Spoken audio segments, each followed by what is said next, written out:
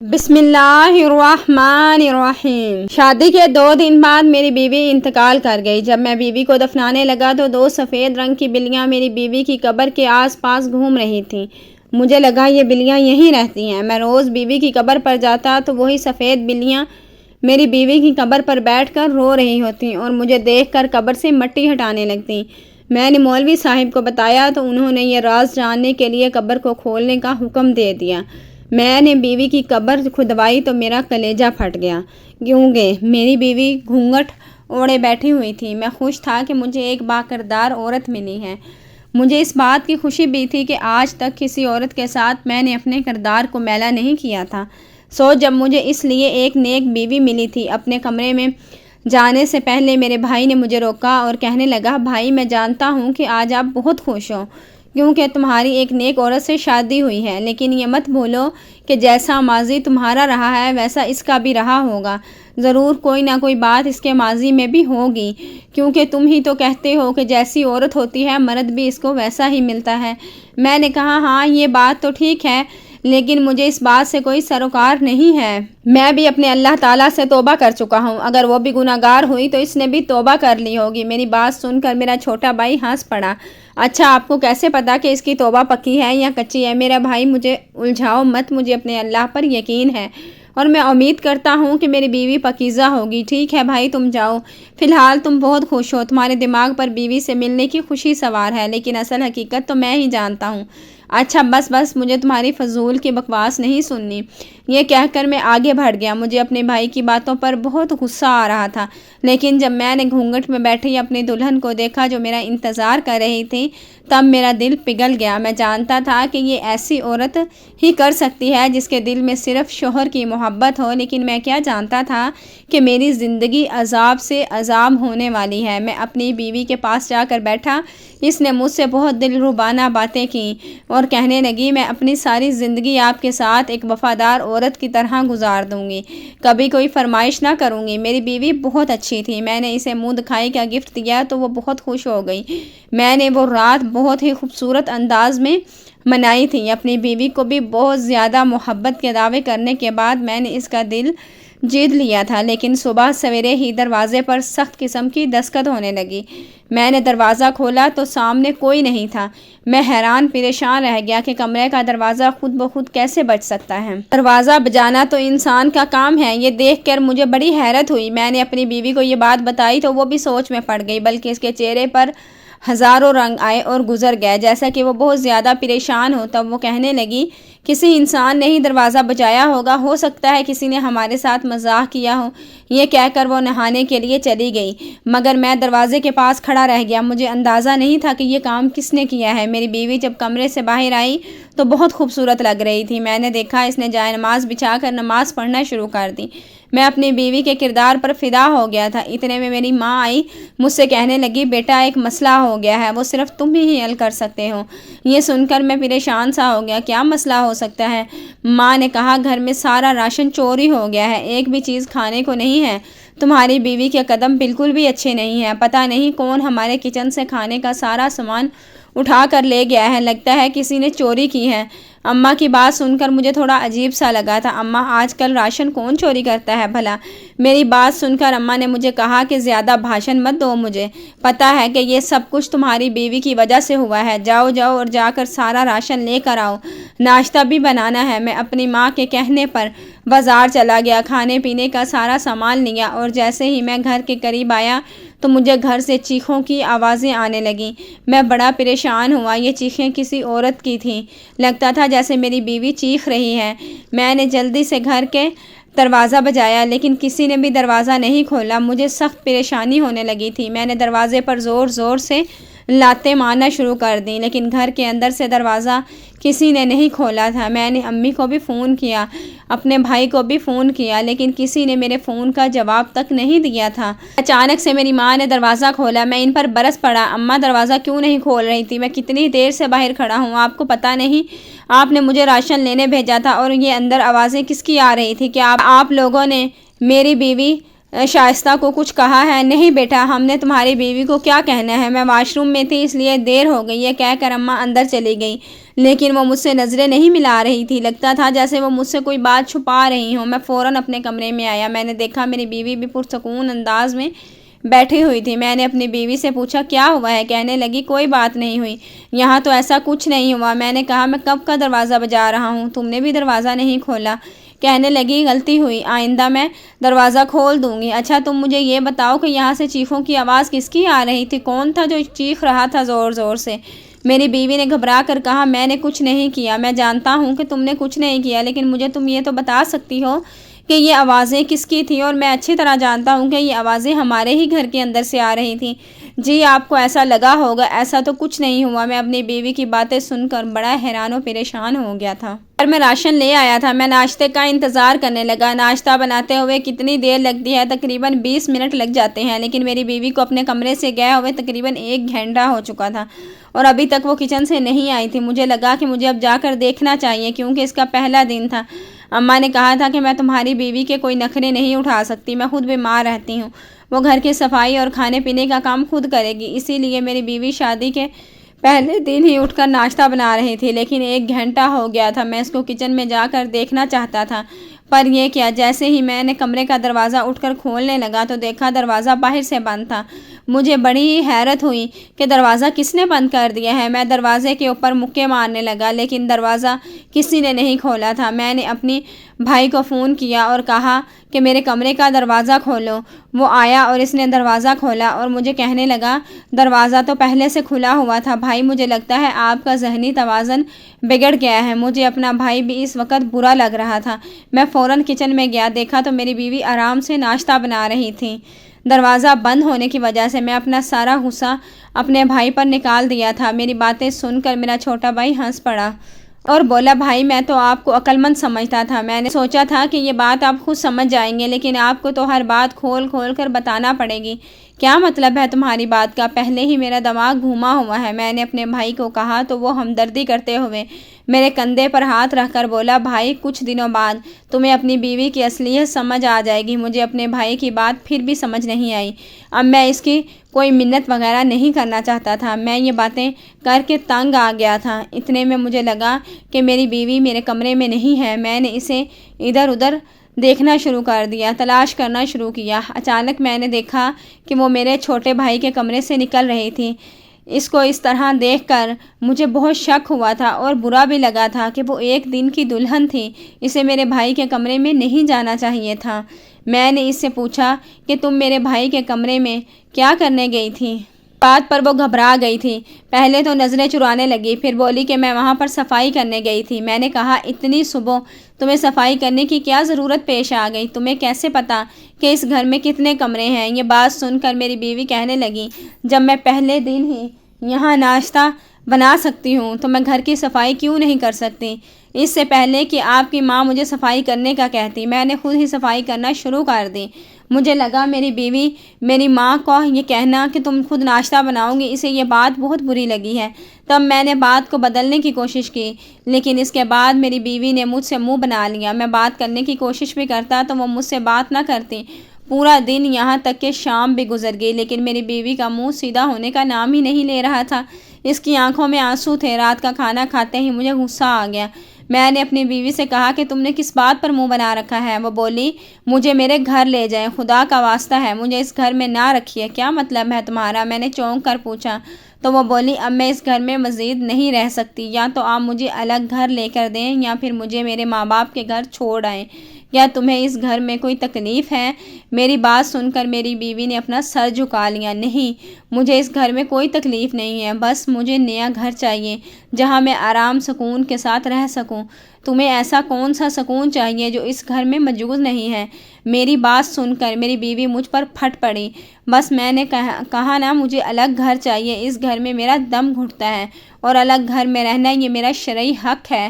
اچھا یہ بات ہے تو تمہیں بھی کسی نے حقوق کی پٹی پڑھا دی ہے تو تم بھی اب کچھ اور سوچنے لگ گئی ہو۔ میری بات سن کر میری بیوی مجھ سے مزید لڑنے جھگڑنے لگی۔ وقت لڑنے کے موڈ میں نہیں تھا۔ میں نے اپنی بیوی سے کہا تم سامان پیک کرو، میں تمہارے ماں باپ کے گھر چھوڑ آتا ہوں۔ وہ بے یقینی سے مجھے دیکھنے لگی، پھر اس نے اپنا سامان پیک کر لیا۔ میں نے اس کا سامان اپنی گاڑی میں رکھا اور اس سے اس کے ماں باپ کے گھر چھوڑ آیا۔ اس کے ابا جی سے کہا کہ میری بیوی کچھ دن کے لیے آپ لوگوں کے ساتھ رہنا چاہتی ہے، آپ سب کو یاد کرتی ہے۔ میں نے اپنی اور اپنی بیوی کی لڑائی کے بارے میں انہیں کچھ نہیں بتایا، بس بیوی کو چھوڑ کر گھر آ گیا۔ گھر آتے ہی میرے بھائی نے مجھے ہاتھوں ہاتھ لیا اور کہنے لگا، بھائی کیا ضرورت تھی آپ نے اس کے کہنے پر اسے اپنے اماں ابا کے گھر چھوڑ دیا؟ لوگ ایسا کہاں کرتے ہیں، بلکہ اپنی بیویوں کو دبا کر رکھتے ہیں، پر تمہیں تو پتہ نہیں کیا ہو گیا ہے کہ تم دوسرے ہی دن ہی اس کے اپنے اماں ابا کے گھر چھوڑ آئے ہو، تو لوگ کیا کہیں گے؟ تمہیں نہیں پتہ کہ اس طرح مرد کی ناک کٹ جاتی ہے، وہ مرد جو اپنی بیوی کی باتوں پر چلتا ہے، لوگ اسے ناچنے والا بندر کہتے ہیں۔ تم بھی عجیب ہو بھائی، مجھے تم سے یہ امید بالکل نہیں تھی۔ میرا بھائی یہ کہہ کر اپنے کمرے میں چلا گیا۔ اب وہ کسی سے فون پر لڑ جھگڑ کر باتیں کر رہا تھا، وہ خود بھی بہت غصے میں لگ رہا تھا۔ میں اپنے کمرے میں آ گیا، لیکن تھوڑی دیر کے بعد میرے بھائی نے ایک ایسی بات کہی جس نے مجھے شک میں ڈال دیا۔ ہم سب لوگ رات کا کھانا کھا رہے تھے، جب اماں نے پوچھا کہ تمہاری بیوی کہاں گئی ہے، میرے بولنے سے پہلے ہی بھائی نے ایک عجیب بات کہہ دی۔ کہنے لگا، اماں آپ کو میرے یار وقاص کی شادی یاد ہے، جس کی شادی 3 سال پہلے ہوئی تھی؟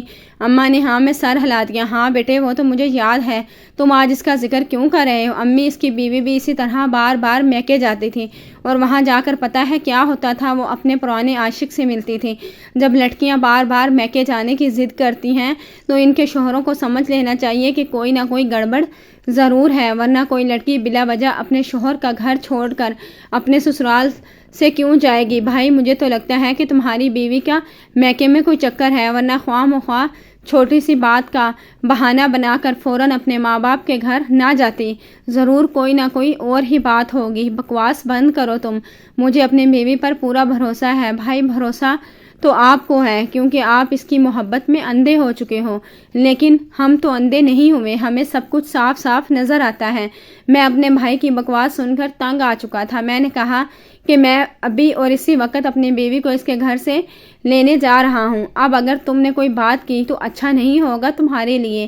یہ کہہ کر میں اٹھا ہی تھا، تب میرا بھائی ہنس کر کہنے لگا، تمہاری بیوی کچھ دیر پہلے واپس آ چکی ہے اور تمہیں پتہ ہی نہیں ہے؟ ذرا دیکھو تو اس نے کسی کو بتانا گوارا بھی نہیں سمجھا۔ یہ سن کر میں حیران ہوا تھا، اگر وہ آ گئی تھی تو پھر مجھے نظر کیوں نہیں آئی تھی؟ میں بھی تو گھر میں ہی تھا، مگر میں امی کے کمرے میں تھا، شاید وہ چھپ کر کے اپنے کمرے میں چلی گئی ہوگی۔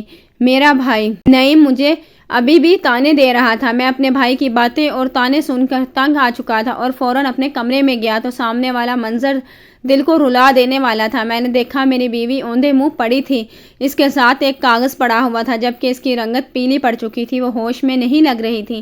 میں نے اس کے بازو ہٹائے، اس کو سیدھا کیا، مگر یہ دیکھ کر حیران و پریشان رہ گیا کہ اس کی روح اس دنیا سے پرواز کر چکی تھی، وہ فوت ہو چکی تھی۔ میری بیوی فوت ہو چکی تھی۔ میرے ذہن کو زور کا جھٹکا لگا تھا۔ پھر اس کے پاس رکھے کاغذ کو جب میں نے پڑھنا شروع کیا تو میرے قدموں تلے سے زمین نکل گئی۔ جو کچھ اس نے لکھا تھا وہ کسی بھی شخص کے ہوش اڑانے کے لیے کافی تھا۔ خط میں لکھا تھا، میں اپنے شوہر سے معافی مانگتی ہوں، میں اس دنیا سے جا رہی ہوں کیونکہ مجھے خود پر شرمندگی ہے۔ میرا کردار ایسا نہیں کہ میں اپنے شوہر کی آنکھوں سے آنکھیں ملا سکوں۔ وہ مجھ سے محبت کرتا ہے، لیکن شادی سے پہلے میں بہت سارے مردوں سے تعلق بنا چکی ہوں۔ میں خود کو اپنے شوہر کے قابل نہیں سمجھتی، اسی لیے میں آج اپنی زندگی ختم کرنے جا رہی ہوں۔ یہ پڑھ کر میرے تو جیسے پاؤں تلے سے زمین نکل گئی تھی، میری آنکھوں میں آنسو تھے، اور اس کا دھوکہ دینا بھی مجھے برا لگا تھا، اس کا مر جانا اس سے بھی زیادہ برا لگا تھا۔ پھر یہ بات جنگل میں آگ کی طرح پھیل گئی تھی، سب خاندان والے اکٹھے ہو گئے تھے۔ میری بیوی کے میکے والوں کو بھی اس کا خط چلا گیا تھا تو وہ بھی حیران ہو گئے، کہنے لگے یہ سب جھوٹ ہے، یہ سراسر جھوٹ ہے، ہماری بیٹی پاک دامن تھی، اپنی بیٹی کے بارے میں ہم تفتیش کروائیں گے کیونکہ ایسا تو ہو ہی نہیں سکتا، ہماری بیٹی تو بہت نیک تھی، زندگی بھر اس نے کسی مرد کی طرف آنکھ اٹھا کر بھی نہیں دیکھا، یہ خط بھی اس کا نہیں ہو سکتا۔ میں اپنے میکے والوں کی بات سنتا یا اپنے غم کو دیکھتا، میں نے یہ بات ان پر چھوڑ دی اور اپنی بیوی کا معاملہ اللہ پر چھوڑ دیا۔ بیوی کو دفن کرنے کے لیے اس کے آبائی قبرستان لے جایا گیا۔ میرے سسرال والے بہت سخت ناراض تھے، وہ تو مجھ سے بات بھی نہیں کر رہے تھے، لگتا تھا کہ انہیں اپنی بیٹی کی موت پر مجھ پر سب سے زیادہ شک تھا، وہ مجھے ہی اس کی موت کا ذمہ دار ٹھہرا رہے تھے، حالانکہ یہ خط مجھے اس کے سراہنے ملا تھا، لیکن ان کو میری کسی بات پر اس ٹائم یقین ہی نہیں تھا۔ میں بھی خاموش ہو گیا۔ میں کسی طور پر بھی اپنے آپ کو مزید غم میں نہیں ڈالنا چاہتا تھا، اس لیے میں نے اور کسی بات کا اثر لینا بند کر دیا۔ پھر ایک ایسی حقیقت سے پردہ اٹھا کہ مجھے رشتوں کی حقیقی پہچان کروا دی۔ وہ تھا ایک ایسا واقعہ جو بالکل اتفاقیہ ہوا تھا۔ میری بیوی کو دفن کرتے ہوئے 2 سفید رنگ کی بلیاں میری بیوی کی قبر کے آس پاس گھیری رہتی تھیں۔ مجھے لگا کہ یہ بلیاں قبرستان میں رہتی ہوں گی، اسی لیے یہاں پر آ گئیں۔ شام کو جب سب لوگ اپنے اپنے گھروں کو چلے گئے تب میں اس کی قبر پر دعا کرنے چلا گیا۔ مجھے نہ جانے کیوں یہ ساری بات جھوٹ لگ رہی تھی۔ لگتا تھا اس کی خودکشی کے پیچھے کوئی بہت بڑی وجہ ہے، کوئی راز ہے۔ اتفاق سے وہ دونوں بلیاں ابھی بھی میری بیوی کی قبر کے پاس بیٹھی تھیں اور وہیں بیٹھی رو رہی تھیں۔ ایک دفعہ تو مجھے ان بلیوں سے ڈر لگا تھا۔ میں اٹھ کر واپس آنے لگا تو ان بلیوں نے میری بیوی کی قبر کی مٹی کو ہٹانا شروع کر دیا تھا۔ وہ اپنے جو سے مٹی ہٹا رہی تھی۔ میں خوف زدہ ہو گیا تھا۔ وہ دونوں بلیاں قبر کی چاروں طرف گھوم رہی تھیں۔ مجھے اس بات سے نے بڑے تعجب میں ڈال دیا تھا۔ میں نے سوچا کہ مجھے یہ بات کسی عالم، کسی بڑے بزرگ کو بتانی چاہیے۔ ہو سکتا ہے کہ اس کے پیچھے کوئی اور ہی وجہ ہو۔ میں جا کر مسجد کے مولوی صاحب کو بلا لایا۔ انہوں نے قبر پر دعا کی، پھر کچھ دیر بعد وہاں بیٹھے رہے اور بلیاں ابھی تک قبر کے چاروں طرف گھوم رہی تھیں۔ مولوی صاحب کہنے لگے قبر کو کھولا جائے۔ میرے ساتھ میرے دوست بھی تھے۔ ہم سب ڈر رہے تھے، لیکن گورکن نے ہمت کی اور میری بیوی کی قبر کو کھولا گیا۔ میں نے دیکھا کہ میری بیوی کے ہاتھ پاؤں حرکت کر رہے تھے اور اس کے چہرے سے لگ رہا تھا کہ وہ ابھی سانس لے رہی ہے۔ یہ دیکھ کر میری جان میں جان آ گئی۔ میں نے بیوی کو وہاں سے نکالا۔ ہم لوگ اسے ہسپتال لے کر گئے، مگر حیرت کی بات یہ تھی کہ وہ دونوں بلیاں اب وہاں سے غائب ہو گئی تھیں۔ میں نے انہیں قبرستان سے باہر نکلتے ہوئے دیکھا تھا۔ ہسپتال والوں نے بتایا کہ آپ کی بیوی شدید کوما میں ہے۔ کوما 1 ہفتے یا مہینے کا بھی ہو سکتا ہے یا سال کا بھی، لیکن آپ دعا کریں، یہ بہت زیادہ گھٹن اور خوف کا شکار ہوئی ہیں۔ میں نے اپنی بیوی کے سراہنے بیٹھ کر دعا کرنا شروع کر دی، کیونکہ اب میں حقیقت جاننا چاہتا تھا۔ ٹھیک 15 دن کے بعد میری بیوی کو ہوش آ گیا، لیکن اس دن میرا چھوٹا بھائی گھر سے فرار ہو گیا تھا۔ شاید وہ سمجھ گیا تھا کہ یہ سارا سچ میری بیوی مجھے بتا دے گی، اور ہوا بھی یہی تھا۔ ہوش میں آنے کے بعد میری بیوی نے یہی انکشاف کیا کہ میرا بھائی پہلے دن سے اسے ڈراتا دھمکاتا تھا، اسے کمرے میں اکیلا دیکھ کر اس کے ساتھ غلط قسم کی حرکتیں کرنے کی کوشش کرتا تھا، جس پر میری بیوی شور مچا دیتی تھی، مگر مجھے بتانے سے ڈرتی تھی کہ شادی سے پہلے میرا بھائی بھی اسے پسند کرتا تھا، پر میری بیوی مجھے چاہتی تھی۔ اس نے اس رشتے کے لیے اپنی رضامندی ظاہر کی تھی۔ میرا بھائی جو کالج کے زمانے سے اس کا دیوانہ تھا، اپنی اکڑ اور انا اور غرور کی وجہ سے اسے کھو چکا تھا۔ اس نے کبھی اس کا عزت سے ہاتھ نہیں مانگا تھا، بس وہ اس سے دوستی کرنا چاہتا تھا اور دوسری لڑکیوں کی طرح اسے استعمال کرنا چاہتا تھا۔ جب اس نے دیکھا کہ میری بیوی یعنی کہ شائستہ اس کے ہاتھ نہیں آ رہی تو اس نے اس کا پیچھا چھوڑ دیا، مگر شادی کے بعد جب میری بیوی اس گھر میں آئی تو اس نے اوچھے ہتھ کنڈے استعمال کرنا شروع کر دیا، یہاں تک کہ ایک دن اس کی موت کے در پہ ہو گیا۔ لیکن کہتے ہیں جسے اللہ رکھے اسے کون چکھے، جب اللہ کسی کو بچانا چاہتا ہے تو ساری دنیا مل کر بھی اس کا کچھ نہیں بگاڑ سکتی۔ میری بیوی کا کہنا تھا جب اس دن وہ گھر گئی تھی، شام کو میری یاد آنے پر وہ واپس گھر آ گئی تھی۔ گھر آنے کے بعد وہ کمرے میں چلی آئی اور اس کا دیور بھی اس کے کمرے میں آیا اور اس کے ساتھ بدتمیزی کرنے لگا۔ میری بیوی نے غصے میں اسے تھپڑ مار دیا اور بدلے میں اس نے ایک ڈنڈے سے میری بیوی کے سر پر وار کیا، جس سے میری بیوی کا سر تو نہیں پھٹا مگر وہ کوما میں چلی گئی اور ہمیں لگا کہ وہ مر گئی ہے۔ میرے بھائی نے وہ جھوٹا خط لکھ کر میری بیوی کے سرہانے رکھا تھا تاکہ کسی کو شک نہ ہو۔ یہ بات تو یہاں تک ختم ہو گئی، مگر مجھے وہ بلیوں والی بات سمجھ نہیں آئی تھی۔ جب میں نے بیوی کے سامنے ان 2 سفید بلیوں کا ذکر کیا تو میری بیوی کہنے لگی یہ دونوں تو اس کی پالتو بلیاں تھیں جو شادی سے پہلے اس نے اپنے گھر میں پال رکھی تھیں اور ابھی تک وہ دونوں اسی کے گھر میں رہتی تھیں۔